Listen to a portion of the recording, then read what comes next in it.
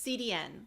CDN stands for Content Delivery Network, and basically the function of a CDN is to make your website accessible from servers all over the world. So without a CDN, here's how it would work. Your host is on, your website is hosted on a server, and people from all over the world have to access your site from that server. So like this is a real location. Your website is hosted at a real location. Let's say this is California.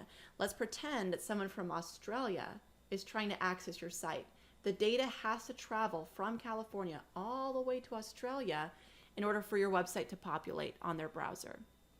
What this means is your website is going to take a long time to load because the data actually has to travel through like wires and stuff to get to Australia.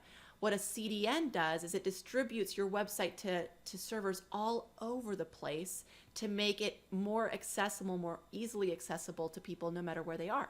So there's a very clear benefit here to have a CDN because Google, we know that they care about site loading speed. We know this, it has been known for a long time.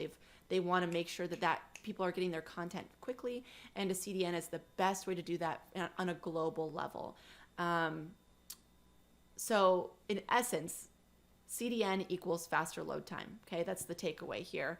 And then the reason why Google cares about load times is when their number one job, and you're going to hear this over and over and over, is to deliver the best answers to the people asking questions of them. That's their job. That's how they make money. That's how they earn trust. That's how they get the most loyal user base, is by being the number one solution to an answer. Okay, and so they want to make sure that if they're going to refer you as the answer, that your site is going to be up and running quickly, right?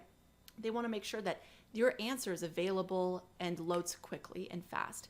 That's important to them. So you better believe that that's a metric that search engines will be tracking.